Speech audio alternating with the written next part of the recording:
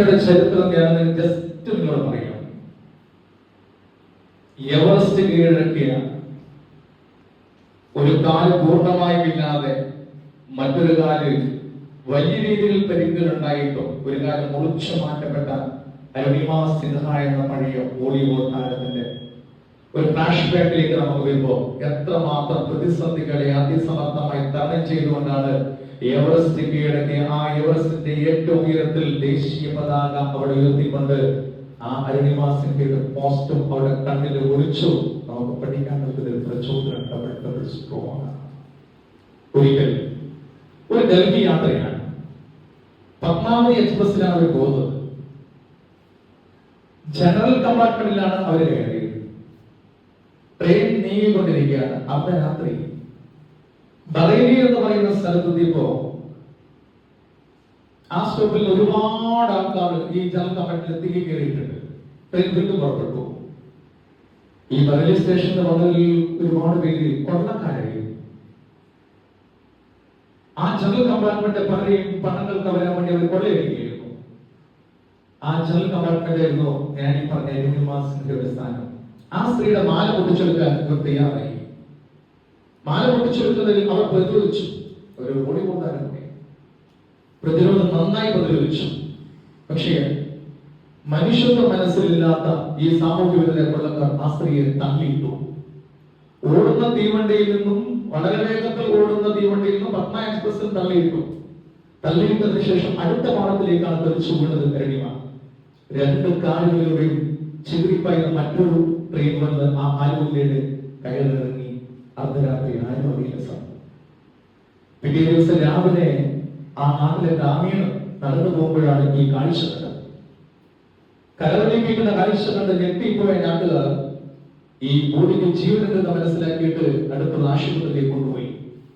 നിങ്ങൾ ചരിത്രം വായിച്ചാൽ കാണുകയും ഒരു കാലിൽ അനസ്തേഷ്യ പോലും നൽകാതെ പച്ചക്ക് മുറിച്ചു മാറ്റേണ്ടി വന്നു അരുണിമ സിൻഹയുടെ. ഡൽഹി എയിംസ് ആശുപത്രിയിലെ ഓർമ്മ ശരിയാണെങ്കിൽ എയിംസ് ആശുപത്രിയിലെ ചികിത്സയാണ്. ഒരു കാല് പൂർണ്ണമായി പകുതി വെച്ച് മുറിച്ചു മാറ്റപ്പെട്ടു. മറ്റേ കാലിൽ കമ്പികൾ കൊണ്ട് അവിടെ ചോദിക്കുകയായിരുന്നു. ആശുപത്രിയിൽ കാണാവുന്നവരൊക്കെ സഹതാപം കൊണ്ട് അവിടെ മുഖത്തോട്ട് നോക്കുന്നുണ്ട്, സഹതപിക്കുന്നുണ്ട്, ചേർത്ത് പിടിക്കുന്നുണ്ട്, സ്നേഹം കൊണ്ട് പറയുന്നുണ്ട്. പക്ഷേ അരുണിമയുടെ കണ്ണുകളിൽ വിളിച്ച മാനുണ്ടായിരുന്നില്ല.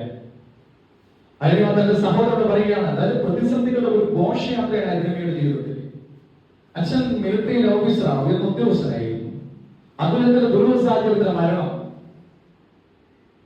സഹോദരനാണെങ്കിൽ വലിയ ബിസിനസ് നടത്തി ചതിയിലകപ്പെട്ടു പോയി, വലിയ രീതിയിൽ തളർച്ച നേരിട്ടു. എല്ലാ അർത്ഥത്തിലും വലിയ പ്രതിസന്ധി നേരിട്ടൊരു കാലഘട്ടം. ആശുപത്രി കിടക്കയിൽ ഒരു ദിവസം പത്രം ഇങ്ങനെ നോക്കിയിട്ട് സ്വന്തം യേശുനോട് പറയുന്നത്, എനിക്ക് അവിടെ എത്തണോ? ആ ഫോട്ടോ ഞാനറിയോ നിങ്ങൾക്ക്? ആ ഫോട്ടോ ആണ് എവറസ്റ്റ് കൊണ്ടുപോയി. ഞെട്ടുപോയി. ഒരു കാലില്ലാതെ മറ്റൊരു കാലാണെങ്കിൽ പൂർണ്ണമായും പരിക്കുകളാൽ ഈ പറയുന്ന സ്റ്റിച്ച് ചെയ്ത് വെച്ചിരിക്കുന്ന കാലാണ് മറ്റേ കാര്യം. അരുണിമ സിൻഹ എന്ന് പറയുന്ന നമ്മുടെയൊക്കെ പ്രചോദിപ്പിച്ച പ്രിയപ്പെട്ട അരുണിമ ഒരു ദിവസം ജാംഷഡ്പൂരിലേക്ക് ട്രെയിൻ കയറി പോവുക. ജാംഷഡ്പൂരിൽ ട്രെയിൻ കയറി പോയിട്ട് ആരെ കാണാൻ പോയെന്നറിയോ? ബച്ചേന്ദ്രി പാൽ, എവറസ്റ്റ് കീഴടക്കിയ ആദ്യ വനിത. അവരുടെ സ്വപ്നങ്ങളുടെ മുന്നിലേക്ക് തുറന്നു വെച്ചു. ബച്ചേന്ദ്രി പാലിൽ പറഞ്ഞു, എന്റെ സ്വപ്നമാണിത്. അവിടെ അവസ്ഥ കണ്ടതും ബച്ചേന്ദ്രി പാൽ പറഞ്ഞു, മനസ്സുകൊണ്ട് നിങ്ങൾ എവറസ്റ്റ് കീഴടക്കി കഴിഞ്ഞു. ആ ലക്ഷ്യത്തിലേക്ക് എത്താൻ ഞാൻ നിങ്ങളെ സഹായിക്കാം. രണ്ട് കാരണം മനുഷ്യർക്ക് പോലും ആ വലിയ എവറസ്റ്റ് കൊടുമുടിയുടെ മേഖലയിലേക്ക് കടക്കാൻ വേണ്ടി ദീർഘനാളത്തെ കഠിന പ്രയത്നത്തിലൂടെ മാത്രം സാധ്യമാവുന്നതാണ്. അവിടെയാണ് ബച്ചേന്ദ്രി പാൽ ചേർത്ത് പിടിച്ചുകൊണ്ട് മാസങ്ങളോടുള്ള പരിശീലനം. നിങ്ങൾ ആലോചിച്ച് നോക്കിയിട്ട് ഒരു കാല് വെപ്പുകാരാണ്, മറുകാലാണെങ്കിൽ പൂർണ്ണമായി പരിക്കാണ്. ഈ പരിശീലന സമയത്ത് ഈ സ്റ്റിച്ചിങ്ങനെ പൊട്ടി രക്തമിങ്ങനെ വാർന്നൊലിക്കുന്നതാണ്. എന്നിട്ട് പിന്നോട്ട് പോയില്ല. ഒരുവറ്റ പർവ്വതാരോഹണം അവർ ലക്ഷ്യത്തിലേക്ക് പുറപ്പെട്ടു. ഓരോ 10 സ്റ്റെപ്പ് വെക്കുമ്പോഴും കൃത്രിമ കാലുകൾ വീണ്ടും സൂചന നൽകും, തെറ്റായ ദിശയിലേക്ക് കാല് പോകുന്നു. അത് റെഡിയാക്കി വീണ്ടും മുന്നോട്ട് പോയി. കൂടെ വന്ന പർവ്വതാരോഹണം എല്ലാവരും പറഞ്ഞു, അരുണിമ ഉപേക്ഷിക്കൂ, തിരിച്ചു പോകണം. ഈ ചോരയുമുഖ കാലുമായി, ഈ കൃത്രിമ കാലുമായി ഈ കഠിന പ്രയത്ന പരിശീലനത്തിന് അല്ലെങ്കിൽ ഈ ശ്രമത്തിന് മുതലെഴുതെന്ന് പറഞ്ഞുകൊണ്ട് അവരെ തിരിച്ചേക്കാൻ വേണ്ടിയിട്ട് അവർ ഈ അവസ്ഥ കൊണ്ടുകൊണ്ട് ഒരുപാട് പർവ്വതം ശ്രമിച്ചെങ്കിലും 52ാമത്തെ ദിവസം കാലുകളില്ലാത്ത അരുണിമ എവറസ്റ്റ് കൊടുവിൽ ഏറ്റവും ഉയരത്തിലെത്തിയിട്ട് ഇന്ത്യൻ ദേശീയ പതാക ഉയർത്തിക്കൊണ്ട് ഈ ലോകത്തോട് തന്റെ സ്വപ്ന സാഫല്യീകരണം വിളിച്ചു പറഞ്ഞ അരുണിമ നമുക്ക് നൽകുന്ന വലിയ പ്രചോദനമാണ്.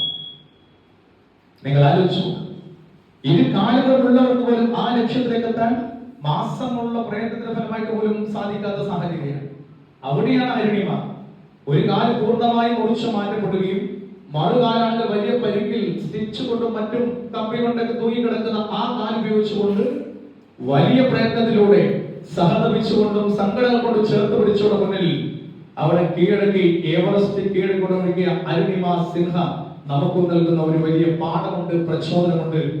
പ്രിയപ്പെട്ട എന്റെ ഉദ്യോഗാർത്ഥികളെ, നിങ്ങളുടെ ലക്ഷ്യം നിങ്ങൾ വരച്ചു കഴിഞ്ഞാൽ എന്ത് പ്രതിസന്ധികൾ ഉണ്ടെങ്കിലും ആ പ്രതിസന്ധികളെല്ലാം അതിസമർത്ഥമായി തരണം ചെയ്യേണ്ട മാനസികമായ കരുത്തുണ്ട്.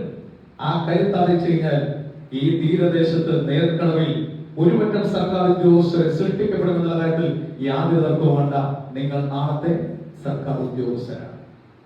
സംസ്ഥാന സർക്കാരിന്റെ എക്സൈസ് വകുപ്പിന്റെ തീരദേശമേൽ നടത്തിയാക്കിയ സൗജന്യമായ ഈ പരിശീലനത്തിലൂടെ ഏറ്റവും നല്ല അറിവും തിരിച്ചറിവും ഒപ്പം ശാസ്ത്രീയമായ പഠനവും കൃത്യമായ ഫാക്കൽറ്റികളെയും വിഷയത്തിൽ പ്രാവീണ്യങ്ങളെ കൊണ്ടുവന്നുകൊണ്ട് ഈ നാടിനെ ചേർത്ത് പിടിച്ചുകൊണ്ട്, നാടിന്റെ യുവത്വത്തെ ചേർത്ത് പിടിച്ചുകൊണ്ട് ലക്ഷ്യത്തിലേക്ക് എത്താനുള്ള വലിയ പോരാട്ടം നടക്കുമ്പോൾ അതിന്റെ കണ്ണികളായി മാലിന്യ മുത്തുകളായി മാറി നിന്നുകൊണ്ടായിരിക്കണം നാം ഈ ദിവസം പ്രവർത്തിക്കേണ്ടത്.